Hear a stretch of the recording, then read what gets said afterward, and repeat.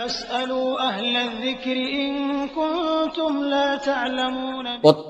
পরবর্তী প্রশ্ন হচ্ছে, পত্রপত্রিকায় সাক্ষাৎকারে অশ্লীলতা ছড়ানো অভিনয় শিল্পী পরিচালকরা দাবি করেন তাদের চলচ্চিত্র অশ্লীল নয়। সাধারণভাবে আমরা শুধু নগ্নতাকে অশ্লীলতা মনে করি। আমার প্রশ্ন হলো, ইসলামী দৃষ্টিতে অশ্লীলতা কাকে বলে এবং কোনগুলো অশ্লীলতা?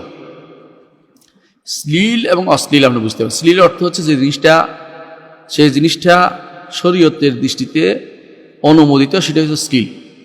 শ্লীলতা হানি বুঝতে পারেন, অর্থাৎ যেটা অন্যায় নয় সেটা হচ্ছে শ্লীল, বা সেটা গ্রহণযোগ্য। যেটা অন্যায় যেটা, এটা অশ্লীল, সেটা দৃষ্টিকটু। অনেকের কাছে দেখতে দেখতে এটা দৃষ্টিকটু আর মনে হয় না, এটা সমস্যা। চোখ নষ্ট হয়ে গেছে, তাদের রুচি নষ্ট হয়ে গেছে। একটা মেয়েকে আপনি যদি কোনো চেহারা সহ দেখেন, নাচতে দেখেন, গান গাইতে দেখেন, দৌড়াইতে দেখেন, এটা এর চেয়ে অশ্লীলতা আর কি হতে পারে বলেন তো? একটা পুরুষকে যখন দেখেন একজন নারীর হাত ধরে নাচতেছে, তার মাহারাম নয়, অথবা মাহারাম হইলেও হাঁটাহাঁটি করতেছে, তার সাথে চলাফেরা করতেছে, বসতেছে, আড্ডা দিতেছে, একান্তভাবে বসতেছে, বিভিন্ন অঙ্গভঙ্গি করতেছে, আপনি কি বুঝেন এগুলি দিয়ে? এগুলি অশ্লীলতা? কোনটা অশ্লীলতা? আসলে সমস্যা হচ্ছে আমাদের সমাজ আজ অশ্লীলতা জিনিসটাই বুঝে না, কারণ দেখতে দেখতে তাদের কাছে গা শোয়া হয়ে গেছে। আরবিতে একটা প্রবাদ আছে, ইজা কাসুরাল ইমসাস কালাল ইহসাস। কোনো কিছু ধরতে ধরতে একসময় সেটা অনুভূতি শূন্য হয়ে যায়। আজ অনুভূতি শূন্য হয়ে গেছে আমাদের সমাজ। আপনি একটা মেয়ের দিকে তাকাবেন, কি কোন কিতাবে আছে আপনাদের মেয়ের দিকে তাকান? আল্লাহ যেখানে বলছেন কুল্লিল মুমিনিনা ইয়াগুদ্দু মিন আবসারিহিম, পুরুষদেরকে বলো তারা যেন, ঈমানদার পুরুষদেরকে বলো তারা যেন তাদের চোখ নিচু করে। মেয়ের দিকে তাকাতে নিষেধ করা হয়েছে, ওখানে কি তাকাবে? যদি এরকম হয় যে হ্যাঁ পুরুষদের একটা নাটক দেখাচ্ছে, শুধু পুরুষরাই আছে, পুরুষটা কি করে না করে দেখাচ্ছি, কোনো হারাম কিছু নয়, ভালো কিছু, পুরুষটা কি করে দেখাচ্ছে, তাহলে এটা হারাম আমরা বলি না, পুরুষরা দেখবে সেটা।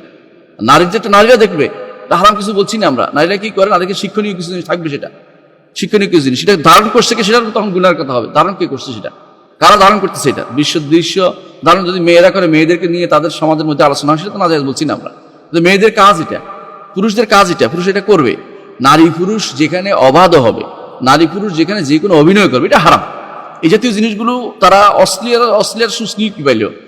এরা হচ্ছে কিছু মানুষের দৃষ্টিভঙ্গিগত পার্থক্য। তারা দৃষ্টিভঙ্গি ভুলে গেছে, তারা আল্লাহর বিধানকে মানাকে তারা কোনো কিছু মনে করতেছে না। তারা মনে করতেছে একেবারে যতক্ষণ পর্যন্ত জিনা ব্যভিচারে লিপ্ত না হচ্ছে, অতক্ষণ পর্যন্ত বোধহয় মানুষের কোনো কিছু নষ্ট হচ্ছে না, ঈমান নষ্ট হচ্ছে না, বা কোনো আমল নষ্ট হচ্ছে না।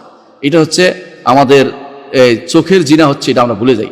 আমাদের পায়ের জিনা হচ্ছে ভুলে যাই, আমাদের অন্তরের জিনা হচ্ছে ভুলে যাই, আমাদের হাতের জিনা হচ্ছে ভুলে যাই। রাসূলুল্লাহ সাল্লাল্লাহু আলাইহি ওয়াসাল্লাম বলেছেন, কুতিবা আলা বনি আদম হাদ্দুম মিনাজ জিনা লা তুসিবুহা লা মাহালাতান।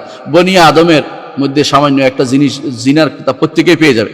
তারপর রাসূল বলেছেন, একবার তাকাবে, দ্বিতীয়বার তাকাবে না। ফাইন এলাকাল উলা দুনা সানিয়া, তোমার জন্য প্রথমবার হতে পারে, দ্বিতীয়বার হতে পারবে না।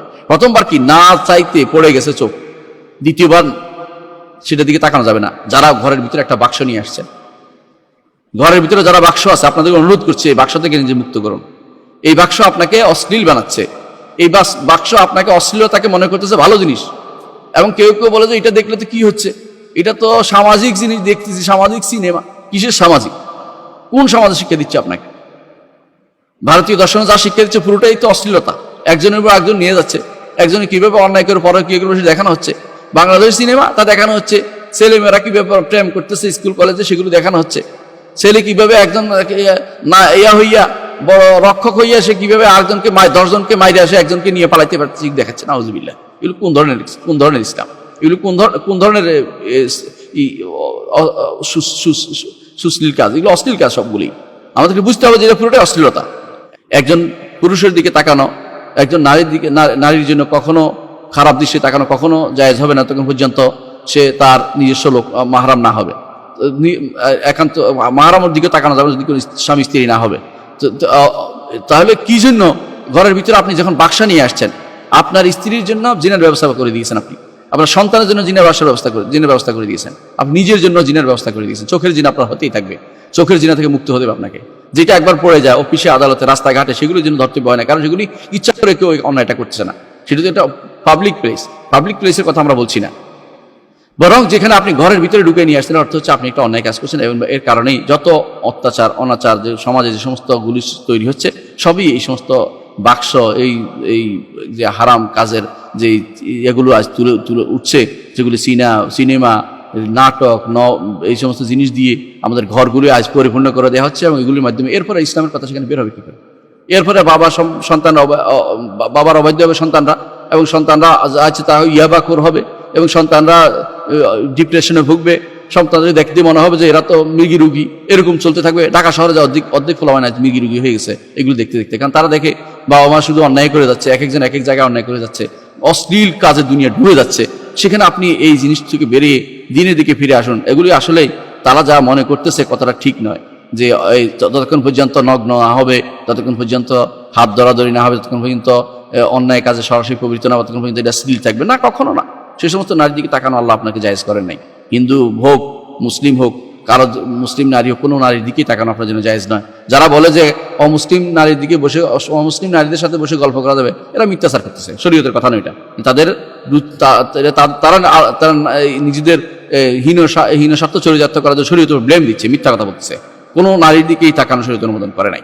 সেটা মুসলিম কোনো নারীর দিকে তাকানো কোনো পুরুষের জন্য অনুমোদন করে, যতক্ষণ তার মাহরাম না হয় তার দিকে শুধুমাত্র তাকাতে, মাহরাম ছাড়া কারোর দিকে তাকানো জায়েজ মনে করে না, জায়েজ নয় শরীয়তে। এটা আমাদের মনে রাখতে হবে। আল্লাহ আমাদের বুঝার তৌফিক দান করুন।